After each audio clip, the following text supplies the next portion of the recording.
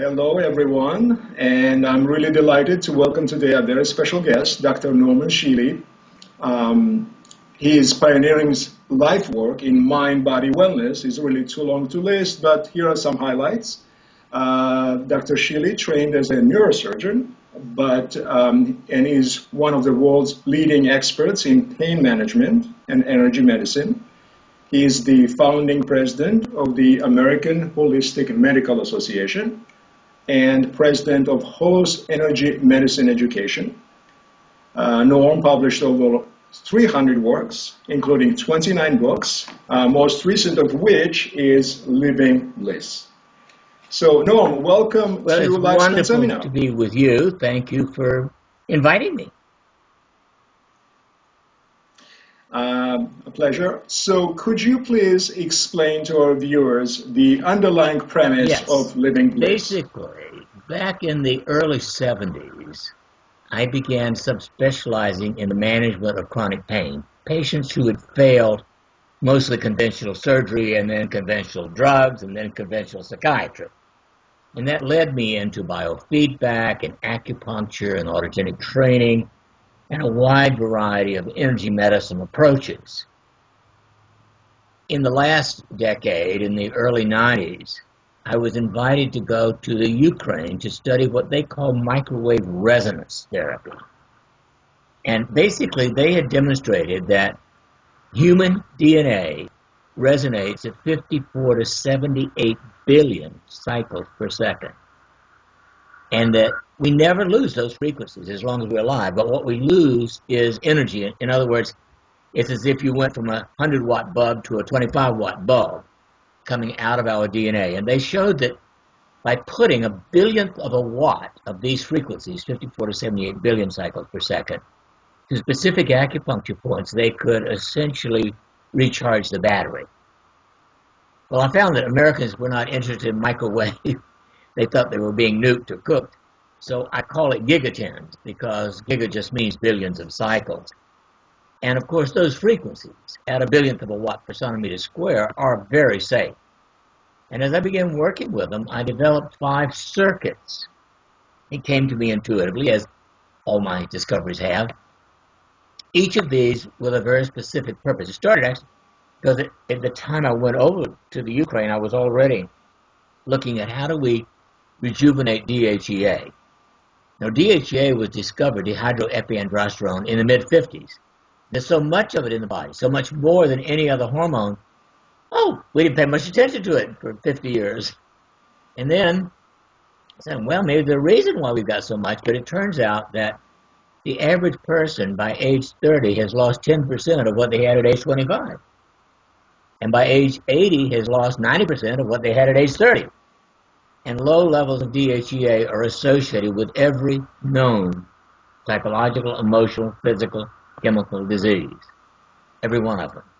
So we survive and we do pretty well, but all of our cumulative degenerative processes are aggravated by low DHEA. Well, I found out very early that low DHEA is also always associated with low levels of magnesium in the cells. 80% of people are deficient in magnesium. And my first thought was, maybe we lose an enzyme that converts cholesterol into progesterone and then into DHEA. And so I gave men natural progesterone cream, something that wasn't ordinarily done in men. And lo and behold, they became horny, and the DHEA came up, and everybody was happy except one wife.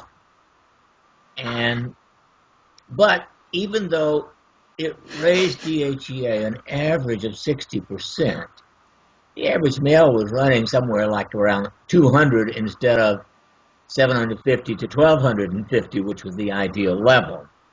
And so it raised it 60%, but not enough. So one day I said to myself, what else can I do? This was about the time I came back from the Ukraine.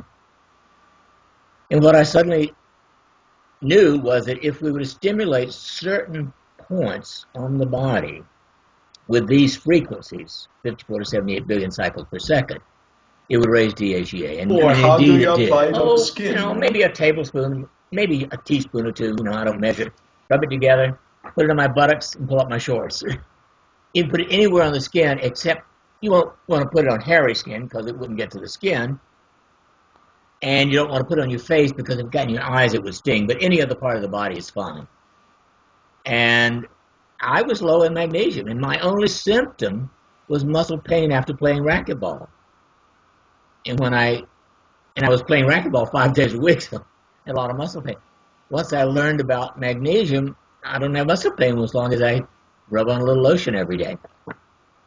And then I finally found that if we gave a combination of 2 grams of vitamin C and 1 gram of MSM, methyl sulforamethane, that raised DHEA 60%. So altogether, we had 4 different techniques which would raise your DHEA about 250% from what most people started with.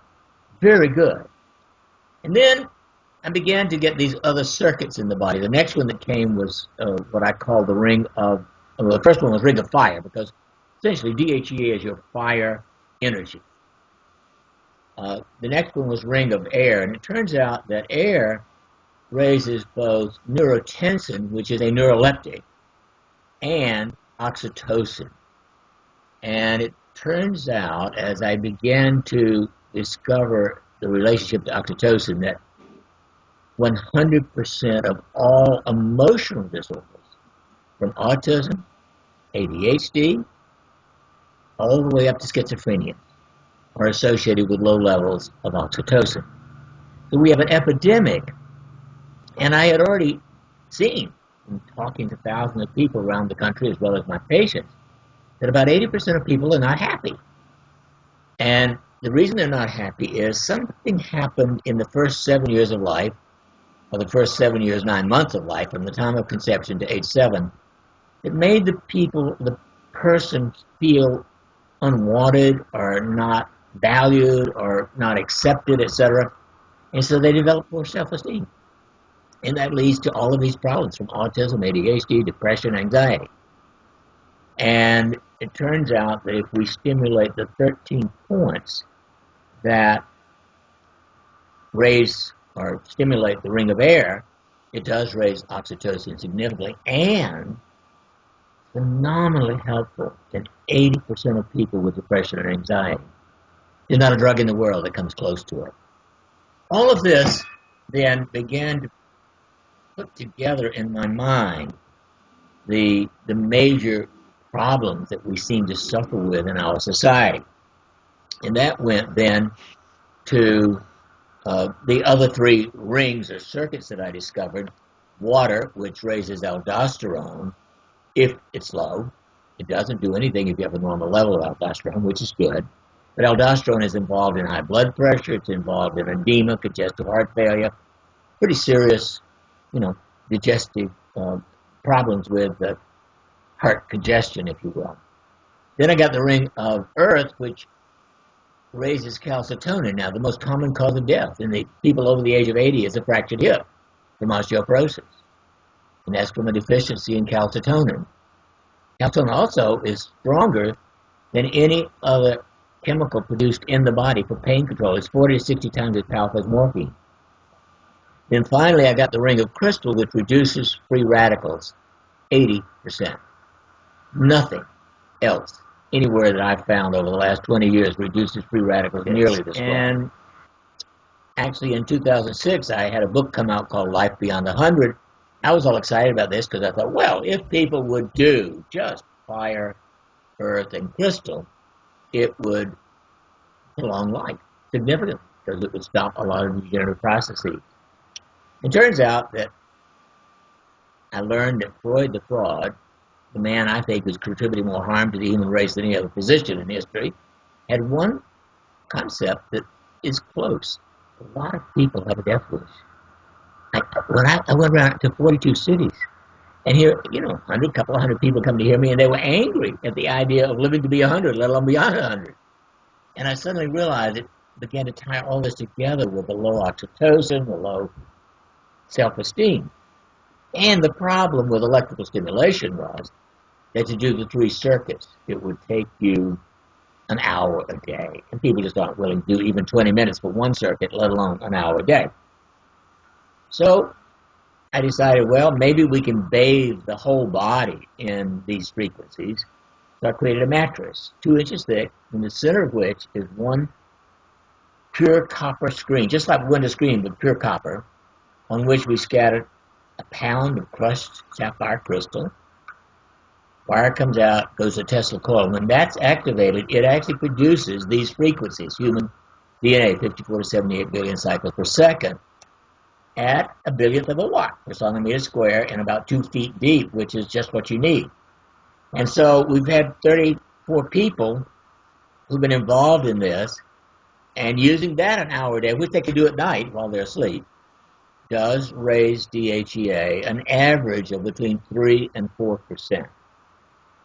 I'm sorry, not DHEA. It increases your telomeres. This brings us to the next stage. Beyond DHEA as a chemical that gives you an idea of how healthy you are, telomeres are the tips of our DNA. They ordinarily shrink 1% every year of life if you have good health habits, and a lot faster if you have crummy health habits.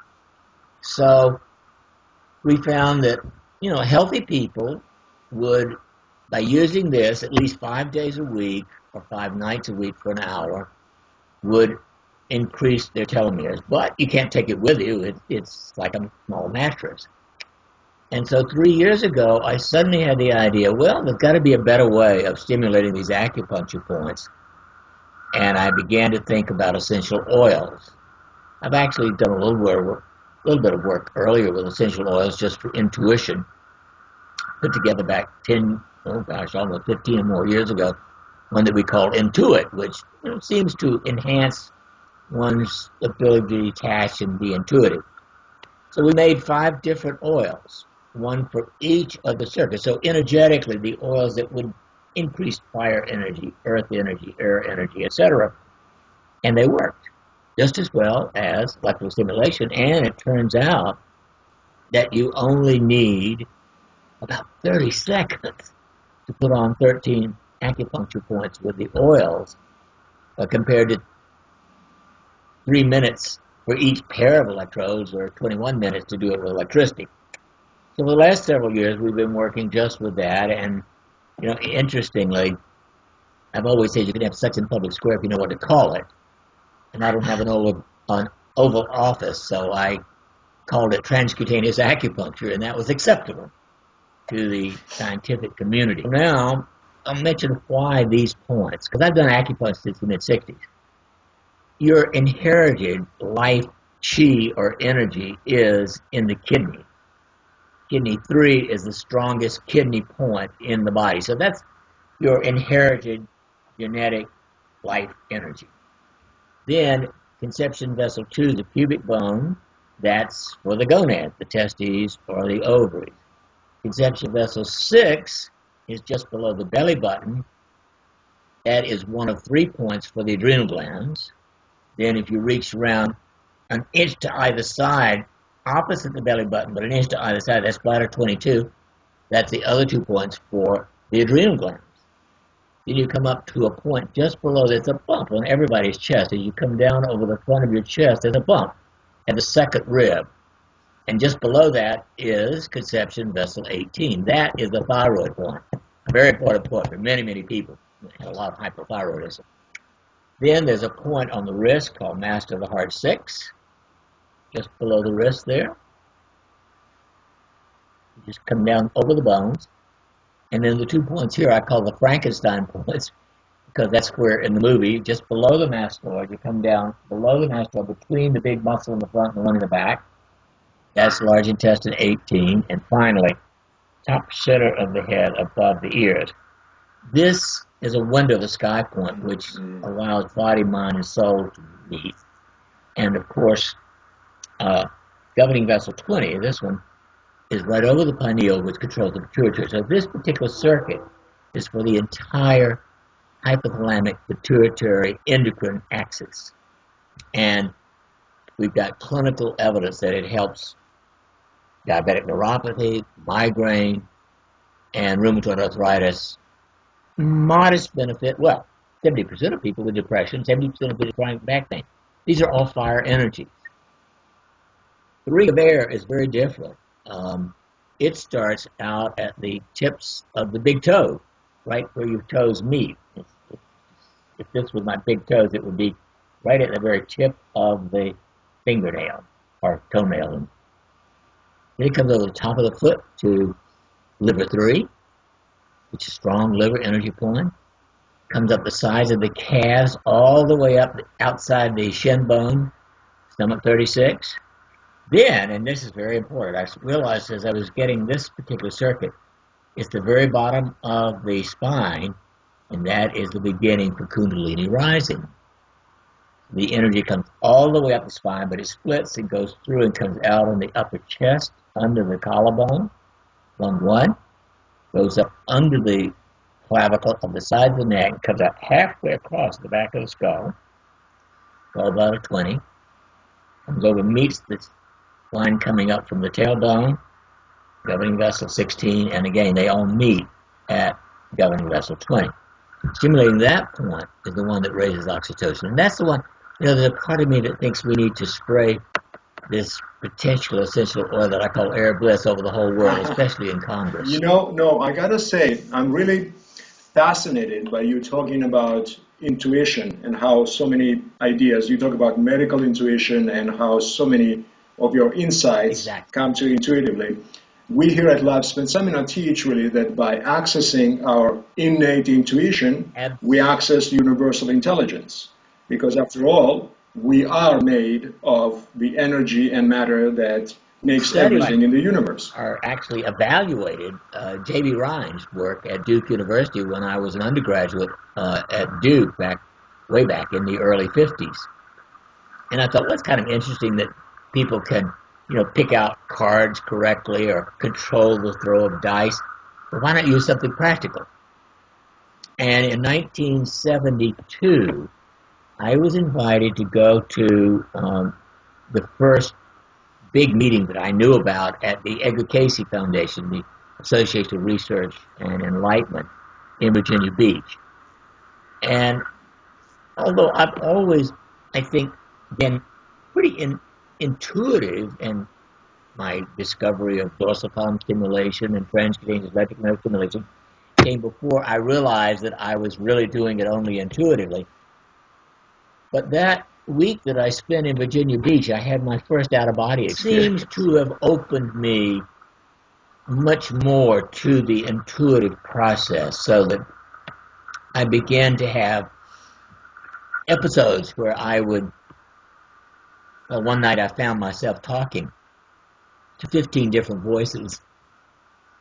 Very confusing. I'm trying to make notes, and eventually that got sorted out, and I ordinarily, occasionally, but not frequently, do have conversations with what I call my guides. One of them is what I would call my personal angel, Muriel, and the other is my teacher, and I call him G for guide. And he identifies himself as my teacher, and he is the one then who began to give me the rings. And basically, he doesn't give me all of it. He says, well, there are these points, and I have to pick out the point. He sort of gives me a general physical location. I have to decide which point. Then I have to do the chemistry. So it took me over 5 years to figure out what each of these rings would do, but I have proven that beyond any doubt whatsoever. I've begun refining this whole process a couple of years ago as I completed the oils for the 5 different rings. I decided, well, maybe I don't need to use the electrical mat or mattress. And so in April of last year, I put just the 5 oils on. So it takes me 2.5 minutes a day. And my telomeres grew from April of last year to April of this year, 4.4%. At least as good as doing the electricity. I've got 4 other people who will be finishing in August, and I'll have their results by the end of August. And actually, I'm currently enrolling a whole bunch of other people in the telomere study just to use the oils, because it's so simple. if we can not only enhance our overall health, because, let's face it, what each of these chemicals shows is there's a balance in our chemistry that has to do with these energies. And so having your telomeres grow instead of shrink implies that we're going to be healthier and live longer. So, for instance, my telomeres now are equal to your average 45-year-old male. And I'm 81 years of age. Not bad. So I've got a whole bunch of people who are gradually moving to use this because it takes a little time. And again, to me, it's not important how long I live. What's important is that I'm healthy and do something useful as long as I'm here. It's so interesting. Speaking of intuition, there is very interesting research coming. Rudolf Tanzi, neuroscientist at Harvard, and his latest research really shows that intuition is the next part of the brain that is evolving as it relates to the mind. So in that paradigm, it started with the instinctive brain, the animal brain, followed by the emotional brain, followed by the intellectual brain, and now the next stage is the intuitive brain. And it really resonates so strongly with what we teach, because in this sense, intuition is not merely a reflex, like a precondition that we are programmed to, the fight or flight, but it's really a culmination of all our qualities of wisdom and vision. Thank heavens. Self-knowledge and knowledge of the world. Years, they followed 1,500 10-year-old children from 1921, and these children and adults, as they became that, were tested over and over again, and it turns out that the number one relationship between longevity and health was conscientiousness. Now, not all of these kids were conscientious by any means. Only 6% of what I would call optimally conscientious. But even those in the upper 50% of the broad field of conscientiousness lived longer. More important than what you eat, exercise, church. Obviously, each of these adds another layer. And they indicated that 25% does seem to be pretty genetically bound. And although there's a lot of evidence from the epigenetic studies of the last decade that we can influence our genes, we can't totally control them. I mean, it's interesting. My father, for instance, was a wonderful person. He died at age 53. He smoked all of his life. In fact, when he started, we didn't know much about it. 5 of 6 brothers all died between 48 and 53 years of age. All of them smoked. Brother number 6, who didn't smoke, lived to be 80. So there is just one habit on top of otherwise probably pretty good genes. And my mother, who didn't smoke, lived to be 97. And her grandmother lived to be 101 and a half. So we all have bits and pieces of the genes from many generations behind us. And fortunately, I've had good health habits all my life. I've never been fat. I've never smoked. I've always exercised. And I've always eaten really good food, except I didn't know until 1970. I think this is important. I didn't really realize until 1970 how bad sugar is. I grew up, it was part of life. Dr. Pepper, 10, 2, and 4, big ads. And so I drank Coca-Cola and Dr. Pepper and ate candy bars, and I was okay. But let's face it, in 1970, when I suddenly realized just how bad sugar is, I quit. Haven't had sugar in the house since 1970. And I think if I had not quit, genes and everything else about that alone could have caused a real problem. Because in my family, on my mother's side, there's a lot of diabetes. They're all overweight, of course. They all eat too much sugar, among other things. And on my father's side, at least one of his brothers also had diabetes, but he was significantly overweight. So all of these things add up. And I don't miss candy bars. I mean, I don't crave them at all. Or sugar. I use honey, not a lot. But I think, if you don't have any other problems, a little bit of My honey's wife good. and I talk about it all the time because here we are, teach wellness to others, but the biggest challenge is that we are our own patient number one.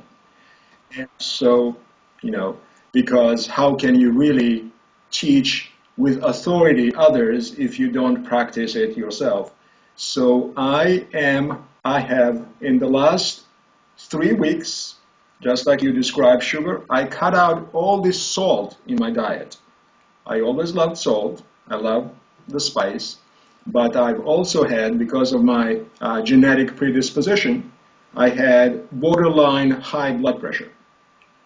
And so, again, being, as you mentioned, you call it conscientiousness, it's like, what can we do to reduce those harmful effects? Because it is all about lifestyle, after all. So I also lead obviously a very, very healthy lifestyle. Don't smoke. But this I have just simply took out all the salt, and I was telling my wife the other day, I don't miss it one bit. Points of I the ring of water start on the foot. There's a point called spleen 4, and if you run your finger down on the inside of your foot from the big toe all the way down until you get to the first joint, that's spleen 4, bilateral, and that has to do with control of fluid, blood flow, etc. Then it comes up to a point just below the breastbone and directly behind, to a point, I love the way I figured out how to tell people to do this. When you take your palm of your hand like this, put it on the back of the opposite collarbone, and reach down, touch the middle of the spine, and move over 1 inch to either side. And that is bladder 10, both sides. Then you come down to heart 7, which is right here on the palm. This is the most important heart point in the body. You ever feel as if you need your heart, balance quickly? Massage heart 7. Then you come up just below the skull, about a half inch to either side, that's bladder 10, and move down on the back of the sternocleidomastoid, this muscle that stands out when you turn your head to the opposite side. Move down so you're under the angle of the jaw, so this becomes a triple heater 16, and then governing vessel 20, and that's the ring of water. It seems to have a lot to do with calming people down, emotional balance, and obviously heart health. Then the ring of earth. It's very interesting. Ring of earth. I'm going to put off my shoe and show you.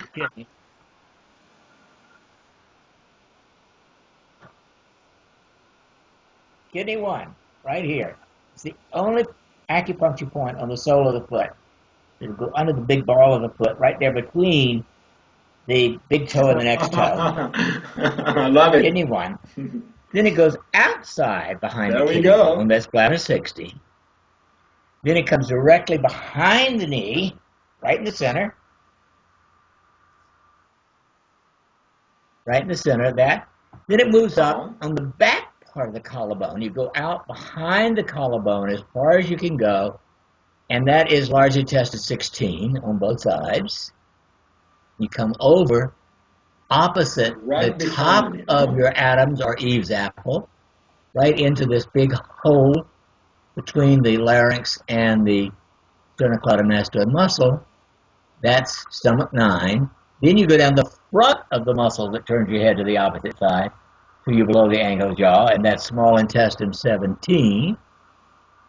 And here, now that's the ring of earth. That is primarily for calcitonin, the hormone that keeps your bones strong. But people with pain, it can be extremely useful because calcitonin is 40 to 60 times as powerful as morphine. And so for some people, they get more pain relief with that than anything else. Then finally, the ring of crystal. Now, interestingly, water is a crystal. And so crystalline, and our body is piezoelectric, which means that our bones, our muscles, our tendons, even our intestines are piezoelectric, which means that when they are tapped, it creates an electrical pulse. So this starts again down there on that. Since I got my shoe off anyway, might as well get spleen 4 right there along the long bone of the big toe. Then it comes up the outside of your thighs until you're right at the bottom of the buttocks, but halfway front to back. So you're right over the femur, the big long bone of the leg. Comes up just above the belly button and directly behind. On the bottom, not below, but on the bottom of the breastbone and directly behind. On the top of your larynx and directly behind. And where the ears come in, gallbladder 7 here, and then here, top head. And that lowers free radical production really, by 80%.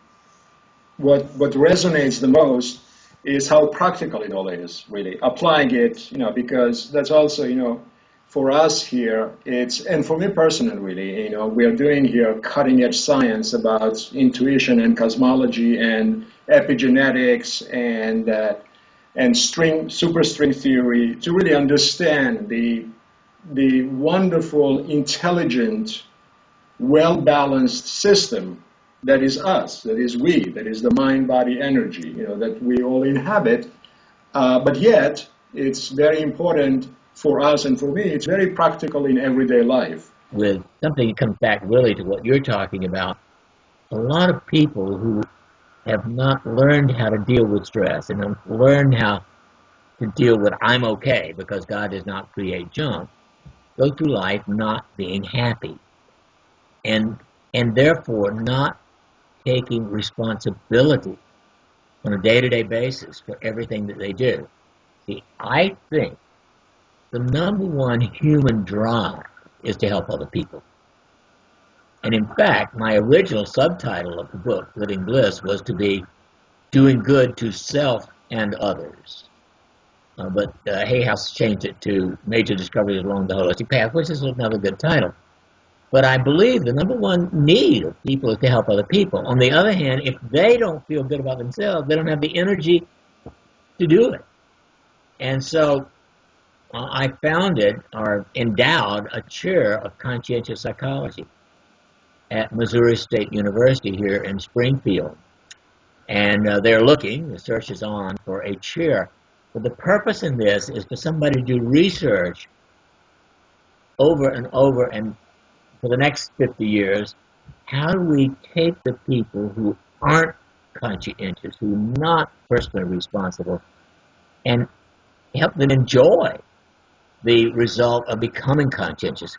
I can think of hundreds of ways it might work. We've got to find a variety of tools that will help people who didn't get it in childhood to become that in adulthood so that they can contribute well to other people. And what I see is a huge need for everyone to work either to help others, do what they can or become that for themselves. And that's the whole purpose in the book, Living Bliss, as well as my endowing a chair of conscientious psychology. So my first, big public venture was something I called 90 Days to Self-Help, which I would now call stress-free living. But there's so many good, useful, fun ways to reduce stress, and I think that should be taught in kindergarten and grade school and high school and college and in businesses. Autogen training is one of my favorites. It goes back 102 years. And yet there's more science with that particular technique than any other single tool that I know. As of 1969, 2,600 scientific references on the benefits. The problem is it does take 20 minutes to train yourself. And you have to do it 20 minutes a day for about 3 months for it to become a habit. So most people aren't going to do that. We have to find the simpler ways which you're working with and which I've been working with for the last 40 years also, because we have to make it applicable in today's society. Well, and it's so nice to see you while I'm talking to you, too. So thank you for arranging that.